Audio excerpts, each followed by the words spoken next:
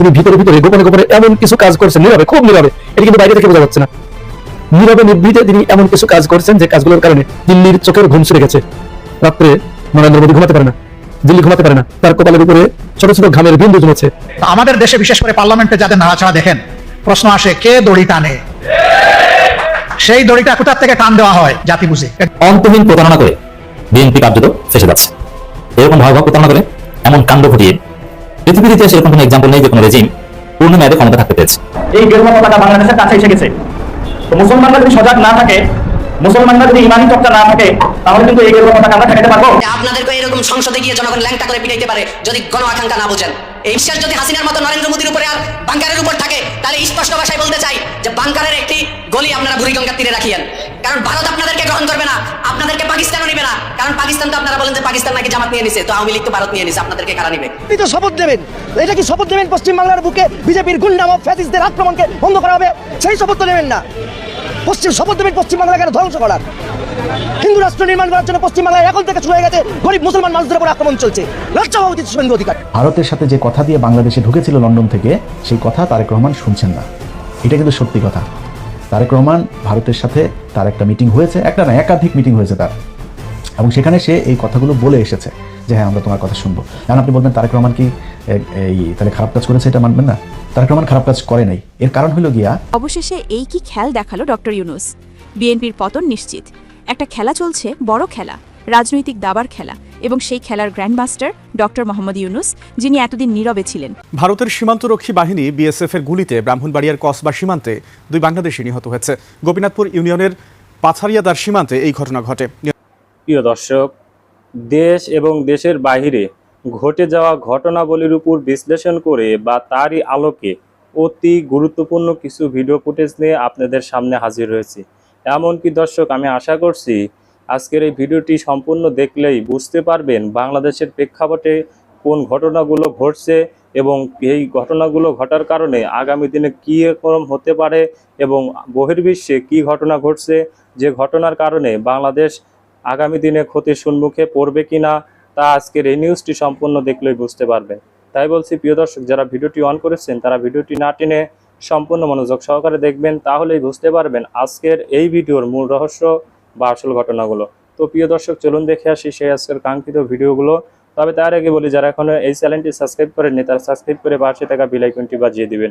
আর যারা ইতিমধ্যে এই চ্যানেলটি সাবস্ক্রাইব করে রেখেছেন তাদেরকে অসংখ্য ধন্যবাদ।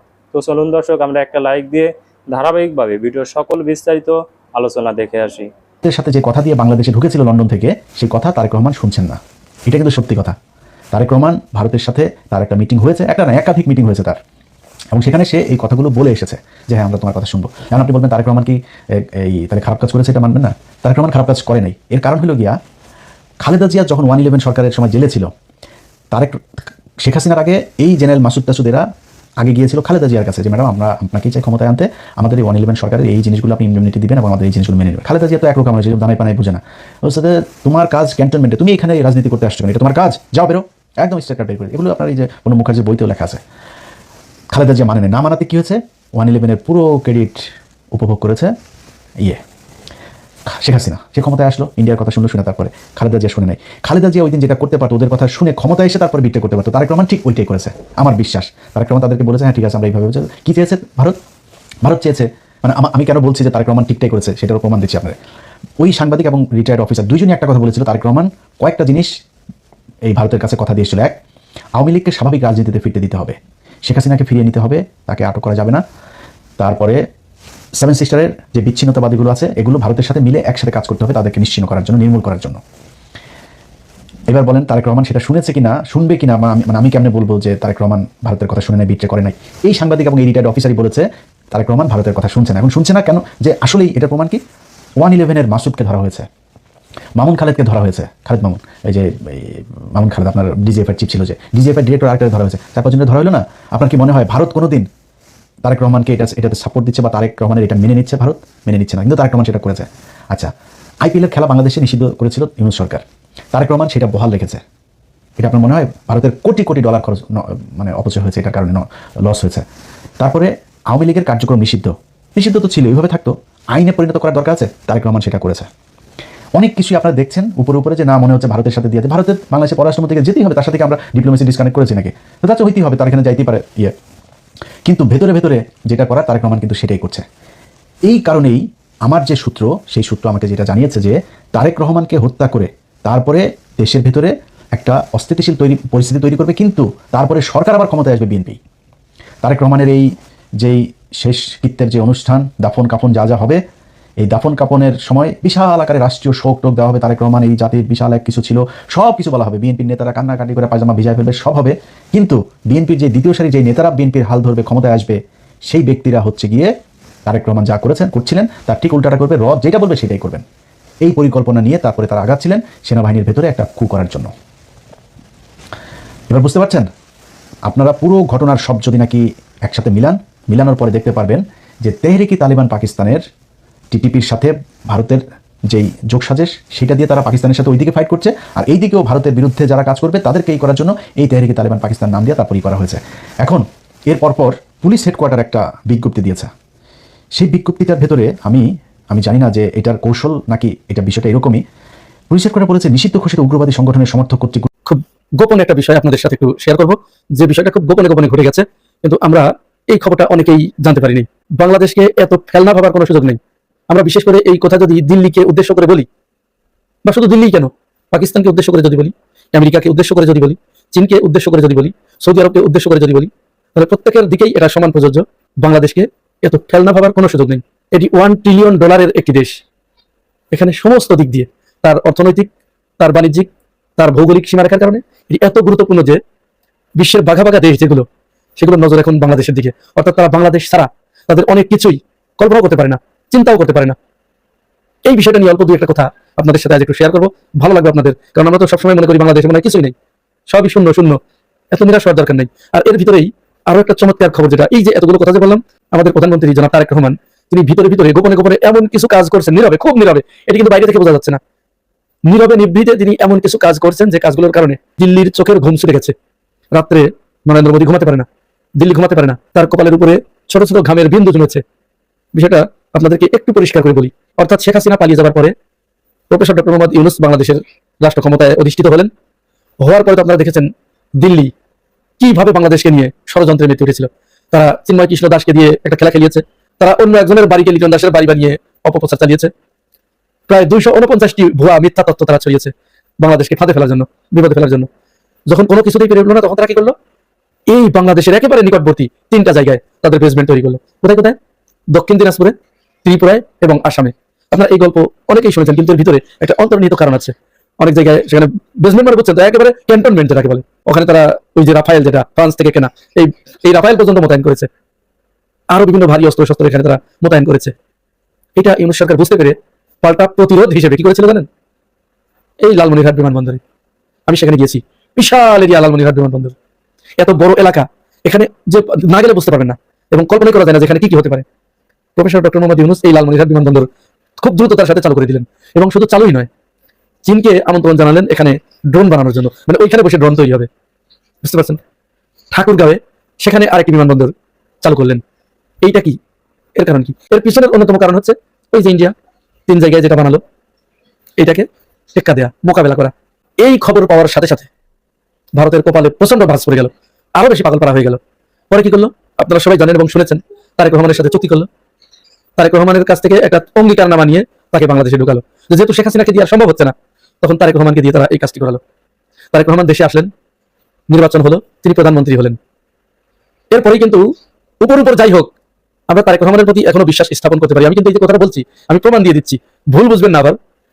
তারেক রহমানের প্রতি আস্থার যে জায়গাটা, এটা এখনো কিন্তু শেষ হয়ে যায় নাই। এবং আমি যে কথাটি, যে তথ্যটি দিচ্ছি, এইটা শুনলে আপনাদের আস্থা বাড়বে। এটা হচ্ছে তারেক রহমান ওই চুক্তিগুলো কিন্তু বাতিল করেন নাই। দিল্লি তাকে বলেছিল যে তোমাকে এই চুক্তিগুলো বাতিল করতে হবে, তারপরে শেখ হাসিনাকে বাংলাদেশে ফেরত নিতে হবে, তাকে রাজনীতির সুযোগ দিতে হবে, ইত্যাদি ইত্যাদি আরো অনেক কথা বলেছেন। তারেক রহমান শুধু মানে খুব বুদ্ধিদীপ্ততার সাথে ঠান্ডা মাথায় দেখেছে যে এখানে মাথা গরম করলে চলবে না, সে এই জাতীয় আর কি। পরে তিনি ডিজিএফআই এর ওই যে কালপিট, যেগুলো ভারত যাদেরকে দিয়ে গণহত্যা চালিয়েছিল শেখ হাসিনার মাধ্যমে, ওদেরকে গ্রেপ্তার করলেন। আন্তর্জাতিক অপরাধ ট্রাইব্যুনাল এটি একেবারে অ্যাবলিশ করে দেওয়ার কথা ছিল, তারেক রহমান করে দেন নাই। তারপর থেকেই ভারতের মুখে আমরা বারবার শুনে আসছি যে তারেক রহমান ভারতের সাথে বিশ্বাসঘাতকতা করেছে, যে চুক্তি হয়েছিল তিনি সেই চুক্তি বাস্তবায়ন করছেন না। এর ভিতরে তারেক রহমান সবচেয়ে মারাত্মক যে কাজটি করেছেন, সবচেয়ে যুগান্তকারী সিদ্ধান্ত আমি মনে করি এটা, পাকিস্তানের সাথে যে 17 যুদ্ধ বিমানের চুক্তি করে ফেলেছিলেন, ইউনুস করে গিয়েছিলেন, ভারত তাকে নিষেধ করেছিল যে এই চুক্তি বাতিল করতে হবে। তারেক রহমান এই চুক্তি তো বাতিল করেনি নাই, উল্টো আপনারা জানেন, এই খবর শুনেছেন, বাংলাদেশ থেকে কয়েক সূত্রে কয়েকটা খবর পাওয়া গেছে, কেউ বলছে 22 জন, কেউ বলছে 30 জন, এরকম পাইলটকে পাঠিয়েছে পাকিস্তানে। কি জন্য? ওই যে 17 যেটা কিন্তু পাকিস্তানের তৈরি স্টিলথ বিমান, স্টিলথ মানে হচ্ছে রাডার ফাঁকি দিতে পারে, খুবই আধুনিক, একেবারে যুগোপযোগী, সর্বাধুনিক যেটা, এটা ওইখান থেকে তারা চালানো শিখে চুক্তিকৃত যে বিমানগুলো সেগুলো নিয়ে আসবে। ভারতের চোখে ঘুম থাকার কথা? ঘুম থাকার কথা না, একেবারে ঘুম পুড়ে গেছে। তারেক রহমান এই কাজটি কিন্তু অত্যন্ত গোপনে নীরবে করেছেন, এবং এটি করেছেন তার সাথে পাকিস্তানের যিনি প্রধানমন্ত্রী শাহবাজ শরীফ, তার সাথে কিন্তু না, সরাসরি এটা করেছেন আসিফ মনিরের সাথে। আসিফ মনির হচ্ছে বলা হয়ে থাকে, আসিফ মনির এই মুহূর্তে পাকিস্তান রাষ্ট্র চালাচ্ছেন, তাকে প্যারালাল প্রধানমন্ত্রী বলা যায়। শাহবাজ শরীফ মূলত একটা শো, আমেরিকার সাথে চীনের সাথে সমান তালে কিন্তু খেলছে এই আসিফ মনির, যেহেতু সরাসরি আমেরিকার সাথে আসিফ মনিরের সম্পর্ক, আর পাকিস্তান এমন একটা জোনে অবস্থান করছে, তাকে আমেরিকারও বিপক্ষে যাওয়ার উপায় নেই, চীনেরও বিপক্ষে যাওয়ার উপায় নেই, আমেরিকাকেও সারলে বিপদ, চীনকে সারলে বিপদ, অর্থাৎ দুজনকেই তাকে ধরে রাখতে হবে। এই খেলাটা খেলছে আসিফ মনির। এখন তারেক রহমান হয়েছে তাদের গলার কাটা। হায় হায়, এটি চেয়েছিলাম কি আর এটি হলো কি? যার কারণে আপনারা শুনেছেন বেশ কয়েকদিন একটা কল্পনা কিন্তু বাতাসে ভেসে বেড়াচ্ছিল যে ইন্ডিয়া যে কোনো মুহূর্তে তারেক রহমানকে শেষ করে দেবে, শেষ করে দিয়ে সেখানে তার প্যারালাল, অনেকেই ধারণা করেছেন, আপনারাও জানেন, যে তাকে তার মাধ্যমে সম্পূর্ণ ভারতের আজ্ঞাবহ এরকম একটি সরকার এখানে বসিয়ে দেবে নতুন করে। কিন্তু এইটা পাকিস্তান টের পেয়ে গিয়েছিল, এবং পাকিস্তান তারেক রহমানকে সতর্ক করেছে এই ব্যাপারে, আপনি সাবধান হন, আপনার উপরে কিন্তু এই ধরনের বিপদ। এই বিষয়ে আমি এর আগেও আপনাদের সাথে কথা বলেছি। এরই সর্বশেষ যে খেলাটি, সেই খেলাটি হচ্ছে ভারতে আপনারা জানেন যে 5টা অঙ্গরাজ্যে সেখানে নির্বাচন হয়ে গেল এই কয়েকদিন আগে, বিধানসভা নির্বাচন। এই বিধানসভা নির্বাচনে ভারতের লোকসভা নির্বাচনে যে মুসলিম কার্ড, মুসলমানদেরকে মাইনাস করার যে একটা ফর্মুলা, এবং ভারতের সংসদে যে একটি মিথ চালু আছে যে মুসলিমদের ভোট না হলে সেখানে অন্য কেউ ক্ষমতায় যেতে পারবে না, এইটা ভাঙার চেষ্টা করছে সর্বশেষ ভারত তথা বিজেপি। তারা এই 5টা নির্বাচনে বিজেপির পক্ষ থেকে একজন মুসলমানকেও নমিনেশন দেয়নি। নির্বাচন হয়ে গেল, নির্বাচন হওয়ার পরে পশ্চিমবঙ্গের ত্রিপুরার যে শুভেন্দু অধিকারী, এটা একটা বদ্ধ উম্মাদ এবং সবচাইতে বড় সাম্প্রদায়িক, এটা এত উম্মাদ এবং এত বড় পাগল এবং এত সাম্প্রদায়িক যে সে নির্বাচনের পরে তিনি বললেন মুসলমান আমাকে ভোট দেয়নি। তুমি তো কোনো মুসলমানকে টিকিট দাও নাই, নমিনেশন দাও নাই, তুমি তো মুসলমানদেরকে নিধন করার জন্য, তাদেরকে সমূলে উৎপাদন করার জন্য সর্বপ্রকার কাজ তুমি করেছো। এমনকি তোমার মুখ দিয়ে আমরা এই বক্তব্যও শুনেছি, আমরা ক্ষমতায় গেলে শাহজাহানের নাম থাকবে না, সিরাজের নাম থাকবে না, আওরঙ্গজেবের নাম থাকবে না, বাবরের নাম থাকবে না, অর্থাৎ কোনো মুঘল মুসলমানের নাম আমরা এখান থেকে মুছবো এইভাবে। তার সর্বশেষ রূপ কি হয়েছে? কোনো মুসলমানকে সেখানে এই বিজেপি, এই শুভেন্দু অধিকারীর এই সাম্প্রদায়িক দেশটি, সবচেয়ে মারাত্মক হিন্দুত্ববাদী সাম্প্রদায়িক দল, নমিনেশন দেয়নি এক জায়গায় না। সেখানে মোট 723টি আসন 5টা অঙ্গরাজ্যে। এই 723টির ভিতরে তৃণমূল এবং ইউডিএফ এ থেকে মোট 104 জন মুসলিম প্রতিনিধি বিজয় লাভ করেছে। তো এই যে মুসলমানদেরকে সেখানে অপাঙ্ক্তেয় করে দেয়া, তাদেরকে দ্বিতীয় শ্রেণীর নাগরিক হিসেবে প্রতিষ্ঠা করার একটা চক্রান্ত নিয়েছিল এই বিজেপি। যার কারণে তারা শুরুতে একটা শয়তানি তারা করেছে, সেখানে 91 লক্ষ মুসলমান এবং মথুরা সম্প্রদায়কে তারা ভোটার লিস্ট থেকে বাদ দিয়েছে, জাতীয় নাগরিকত্বই তাদেরকে দেয়নি। তাহলে ভোটার লিস্টে যদি 91 লক্ষ মুসলমান থাকতো, আরো কিন্তু আসন সংখ্যা বাড়তো। তারা এইটা প্রমাণ করার চেষ্টা করছে যে এখানে মুসলমানরা কিছুই না, অর্থাৎ মুসলিম শূন্য একটি দেশ গড়ার প্রথম পদক্ষেপে তারা এগিয়ে যাচ্ছিল। তারপরে শুভেন্দুর ওই কথার পরে যে মুসলমানরা আমাদেরকে ভোট দেয়নি, এইটা বলার পরেই তো সারা দেশে দেখেছেন আপনারা এই কয় অঙ্গরাজ্যে তারা তৃণমূল নেতা কর্মীদের বাড়ি ঘরে হামলা চালিয়েছে, ভাঙচুর করেছে, অগ্নিসংযোগ করেছে, এর ভিতরে অধিকাংশ মুসলমানদের। ভারতের প্রতাপশালী কট্টরপন্থী শাসক গোষ্ঠী বিজেপি, যাদের হুঙ্কারে নাকি পুরো উপমহাদেশ কাঁপে, তারা আজ একটি নাম শুনলেই আতঙ্কে শিউরে ওঠে। নামটা হলো বাংলাদেশ জামায়াত ইসলামী। যে জামায়াত ইসলামীকে দিনের পর দিন উগ্রবাদী, ভারত বিরোধী এবং সন্ত্রাসী তকমা দিয়ে কোণঠাসা করার চেষ্টা করা হয়েছে, আজ সেই দলের উত্থান দেখেই রাতের ঘুম হারাম হয়ে গেছে নরেন্দ্র মোদী আর অমিত শাহদের। কিন্তু কেন নিজেদের বিশ্বের সবচেয়ে বড় গণতান্ত্রিক দল দাবি করা বিজেপি বাংলাদেশের একটি রাজনৈতিক দলকে এত ভয় পায়? এর পেছনের আসল রহস্য জানলে আপনি চমকে যাবেন। আজ আমরা বিজেপির চরম ভণ্ডামির মুখোশ খুলে দেব এবং দেখাবো কিভাবে শত নির্যাতন আর অপপ্রচারের পরও জামায়াত ইসলামী নিজেদের একটি আধুনিক ও শক্তিশালী গণতান্ত্রিক দল হিসেবেই প্রতিষ্ঠিত করছে। ভারতের ভারতীয় জনতা পার্টি বা বিজেপি জামায়াত ইসলামীকে সবসময় একটি উগ্রবাদী, ভারত বিরোধী এবং সন্ত্রাসবাদী মদতদাতা সংগঠন হিসেবেই প্রচার করে আসছে। বিজেপির নেতাদের মতে জামায়াতের মূল লক্ষ্য হল দক্ষিণ এশিয়ায় ইসলামী শাসন কায়েম করা এবং পাকিস্তানের এজেন্ডা বাস্তবায়ন করে ভারতের জাতীয় নিরাপত্তাকে হুমকিতে ফেলা। বিজেপি দাবি করে যে 1971 সাল এবং 2001 সালের শাসন আমলে জামায়াত পাকিস্তানপন্থী ভূমিকা নিয়ে ভারতের স্বার্থ ক্ষুণ্ণ করেছে। এমনকি ভারতের ভেতরেও জম্মু ও কাশ্মীরের জামায়াত ইসলামীকে তারা নিষিদ্ধ করে রেখেছে। কিন্তু মজার ব্যাপার হলো, কট্টর জামায়াত বিরোধী হওয়া সত্ত্বেও ভারতের মূল ভূখণ্ডে জামায়াত ইসলামীকে কিন্তু বিজেপি পুরোপুরি নিষিদ্ধ করার সাহস পায়নি।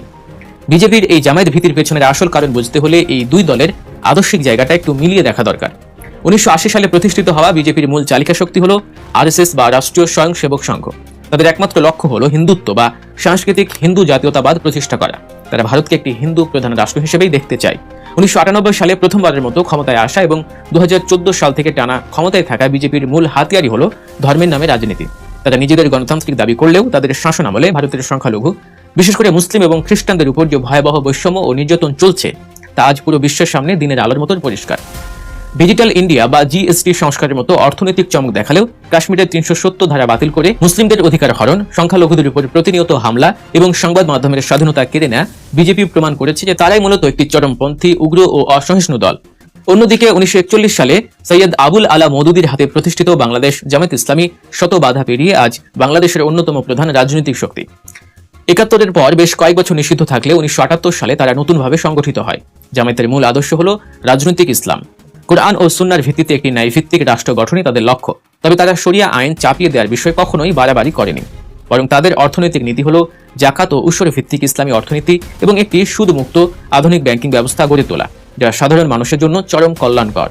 বিজেপি এবং ভারতপন্থী গণমাধ্যমগুলো সবসময় জামায়াতের বিরুদ্ধে 1971 সালের মুক্তিযুদ্ধের সময়কার কিছু অভিযোগ এবং 2001 সাল থেকে 2006 সাল পর্যন্ত ক্ষমতায় থাকাকালীন ঘটনার ধোঁয়া তুলে অপপ্রচার চালায়। 2001 থেকে 2006 মেয়াদে জামায়াতের হাতে যখন কৃষি, শিল্প ও সমাজ কল্যাণ মন্ত্রণালয়ের মতো গুরুত্বপূর্ণ দায়িত্ব ছিল, তখন দেশের ব্যাপক উন্নয়ন হয়েছিল, ছিল না কোনো দুর্নীতি। কিন্তু ভারত ও তাদের দোসররা বারবার 10 ট্রাক অস্ত্র মামলা, 63 জেলায় বোমা হামলা এবং 21শে আগস্টের গ্রেনেড হামলার মতো ঘটনার দায় উদ্দেশ্য প্রণোদিতভাবে জামায়াতের উপর চাপিয়ে তাদের সন্ত্রাসী প্রমাণ করার এক ঘৃণ্য খেলায় মেতে ওঠে। আন্তর্জাতিক অপরাধ ট্রাইব্যুনালের নামে প্রহসনের বিচার করে জামায়াতের শীর্ষ নেতাদের ফাঁসি দেওয়া হয়।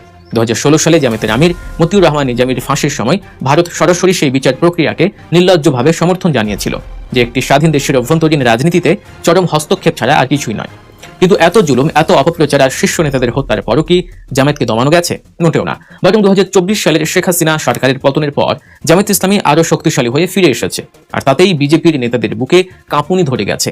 পশ্চিমবঙ্গের বিজেপি নেতা শুভেন্দু অধিকারী থেকে শুরু করে খোদ অমিত শাহ এবং নরেন্দ্র মোদী এখন তাদের রাজনৈতিক স্বার্থে জামায়াত জুজু ব্যবহার করছেন।